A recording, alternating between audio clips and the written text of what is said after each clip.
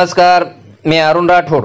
सेवा संग्राम TV news मध्ये आपले सर्वांचे मनपूर्वक हार्दिक स्वागत. पाहूया आजच्या विशेष घडामोडी. बंजारा काशी पोहरादेवी येथे होणाऱ्या नगारा भवन लोकार्पण सोहळ्यात हजारो बंजारा बांधवांनी उपस्थित राहावे. संत सेवालाल महाराज बंजारा लमान समृद्धी योजनेचे अशासकीय सदस्य माधवराव चव्हाण यांचे आव्हान.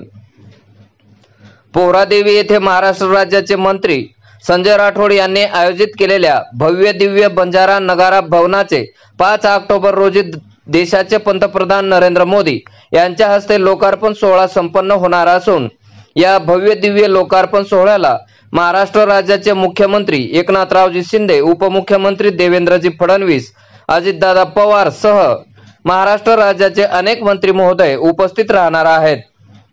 यासाठी संत सेवालाल महाराज बंजारा लमान समृद्धी योजनेचे अशासकीय सदस्य माधवराव चव्हाण हे आपल्या मित्रमंडळाला सोबत घेऊन दिनांक 5 ऑक्टोबर रोजी होणाऱ्या कार्यक्रमात सहभागी होण्यासाठी जालना जिल्ह्यातील संपूर्ण तांड्यावर जाऊन बंजारा समाजाचे आराध्य दैवत संत सेवालाल महाराज, रामराव महाराज व माता जगदंबा देवीचे दर्शन घेण्यासाठी व न भूतो न भविष्यती अशा नगारा भवनाच्या लोकार्पण सोहळ्यात बंजारा समाज बांधवांनी हजारोच्या संख्येने उपस्थित राहण्याचे आवाहन केले आहे.